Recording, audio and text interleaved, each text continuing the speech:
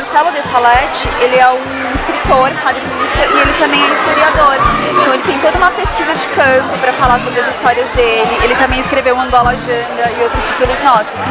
E aí lá no finalzinho, a equipe da Veneta conseguiu encontrar as cartas originais da Teodora, porque ela existiu de fato. Então tem as cartas, né? A transcrição dessas cartas. E uma parte que eu acho muito importante é esse mapinha aqui, porque eu falo que é o mapa do esquecimento, que é por onde a Teodora passou, né? Tipo, a São Paulo do século XIX, e bairros que originalmente eram bairros negros, mas que se tornaram bairros de imigração italiana, japonesa, então teve esse apagamento histórico também.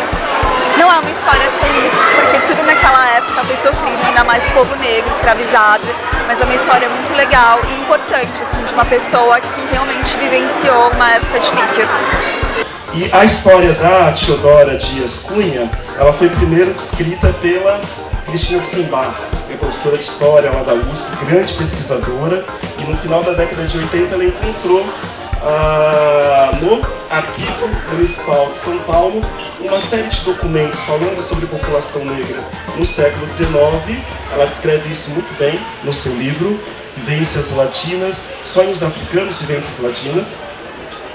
E aí, no final do livro, ela descobre e revela pra gente essa preciosidade, que é 7 cartas que foram escritas, ditadas, não é, pela Teodora. E quem que era essa mulher? Que morou lá na Rua da Liberdade, ali onde hoje a gente conhece como Bairro da Liberdade.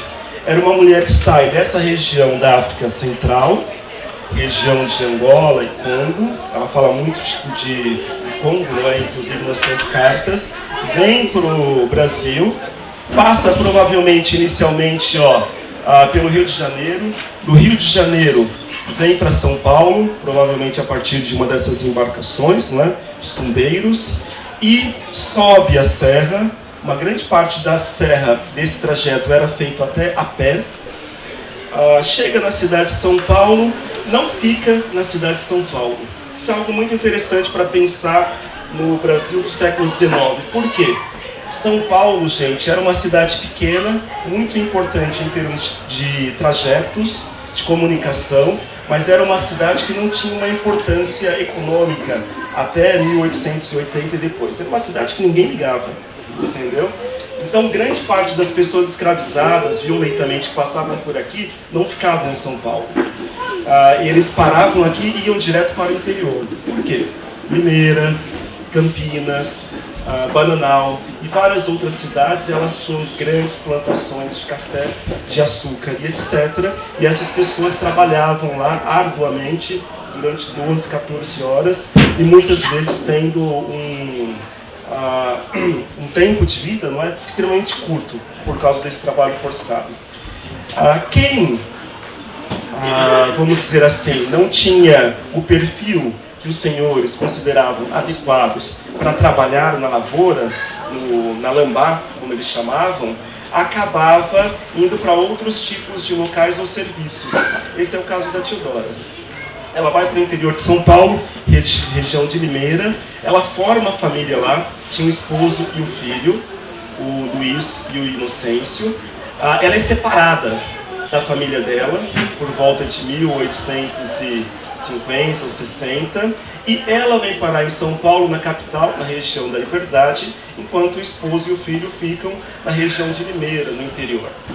Certo? E ela já era uma senhora com cerca de 60 anos, em 1860, e ela, naquele momento, tem um sonho, um devaneio, que é: eu não quero morrer aqui, né? Eu não quero morrer nessa terra. E ela escreve lá aquele conjunto de cartas falando que, olha, eu quero voltar para minha terra, a região do Congo e Angola. Ela tem uma imagem muito bonita na carta. Ela fala: uma velha conga diz para mim que eu morrendo aqui, eu não serei feliz, não é? Eu preciso voltar para minha terra, é lá que eu devo estar. E ela, para conseguir isso, ela... Pode passar para os próximos, por favor? Pode passar. Mais. E aí, pedindo isso, mais. Ela vai lá e... Isso. Ela vai lá e fala: olha, eu vou fazer um conjunto de cartas.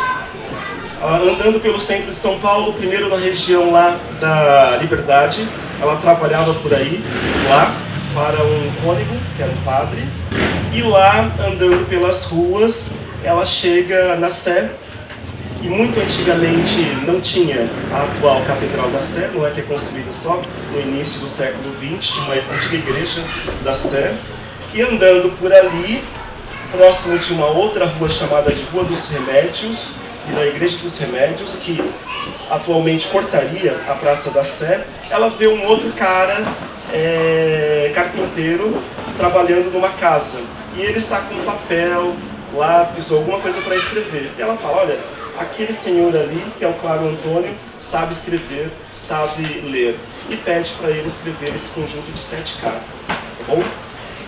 As cartas são muito simples, as cartas são muito diretas também, mas elas são muito ricas em termos de potencial da gente imaginar quem era Teodora naquele momento. E uma outra coisa muito interessante, a trajetória da Teodora é muito interessante para a gente pensar o que era a cidade de São Paulo escravista naquele momento. Quem eram as pessoas que estavam aqui? Como que essas pessoas livres, escravizadas, interagiam? Havia pessoas escravizadas? Sim. Mas em São Paulo, em 1850 e 60, a partir desse período, tem um grande número também de pessoas livres, negras e livres. Luiz Gama é um caso exemplar. Algo muito interessante também, vocês já leram sobre Luiz Gama, né?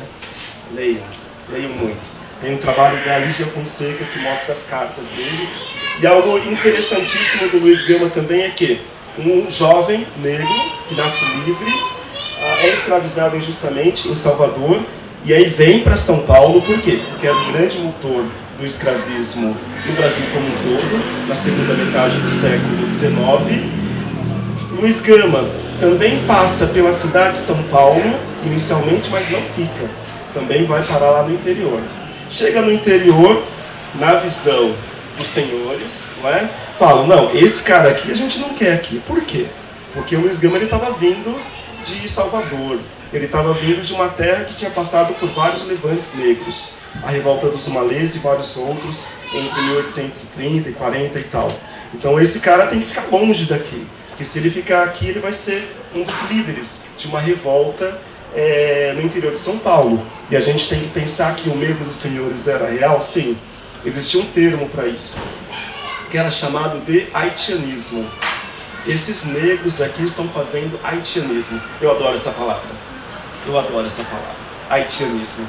Por quê eles estão fazendo haitianismo? Porque já tinha acontecido uma revolução no Haiti, entendeu? Uma das primeiras grandes revoluções na América. E esses senhores que estavam aqui em cidades como Bananal, onde você tinha mais de 60% da população negra e grande parte escravizada, eles tinham muito medo de que acontecesse a mesma coisa aqui, não é? Eles falavam, esses negros alevantados estão falando de haitianismo. Era um termo bem do século XIX. Enfim, e por causa disso, Luiz Gama também vai parar no centro de São Paulo, e ele é contemporâneo da Teodora. Essa daqui é uma dessas imagens, algo muito legal também, de mudar de Angola Janga, não é? E Cumbi, que fala do século XVII, gente, era que tem pouquíssimas imagens nesse período. Você vai ter a imagem, algumas obras dos artistas holandeses, alguns mapas pequenininhos falando sobre como era Palmares, ou a região ali de Recife, Pernambuco, em 1650, mas pouquíssimas imagens que serviam de referência. Então, você tem que imaginar muita coisa, inferir muita coisa, para criar isso em termos de quadrinhos. Quando eu fui elaborar o livro da Teodora, que fala de São Paulo em 1860, aí foi uma alegria, né? Aí foi demais. Por quê? Já vi um monte de fotografia, gente. E essas fotografias aqui, algumas delas são do Marco Ferrez, tem outro artista, um outro fotógrafo muito importante, que é o Militão Azevedo, que fotografa São Paulo em 1860 e depois em 1880, os mesmos locais, e você vê como a cidade muda esses 20 anos. E muda por quê? Muda por causa do dinheiro vindo do café. E esse dinheiro do café vem por quê? Em grande parte iniciado pelo trabalho de pessoas escravizadas no interior, não é? Depois a imigração vai modificar isso um pouco e incrementar. Mas esse trabalho inicial com café, etc. e tal, era produzido por mãos de pessoas escravizadas nessas condições. Tá? Essa é uma imagem que mostra um pouquinho de como eram essas fazendas aqui no Vale do Paraíba. Não é exatamente o interior de São Paulo, mas a gente compreende que há vários elementos que seriam semelhantes, né, ao que tinha aqui em São Paulo também. Tá? Eu estou achando que meu tempo passou e você não falou nada. É isso, você não falou nada. Ah, isso é legal, hein? Quem viu o livro já sabe bem, quem não viu o livro, então vou dar uma palhinha. Essa é uma imagem, um mapa de São Paulo, por volta de 1872. Então, essa é a antiga cidade de São Paulo, centro de São Paulo. A Igreja da Sé aqui. O Largo da Liberdade aqui. E eles falam, pô, Largo da Liberdade, que bacana, não é? Que nome bonito.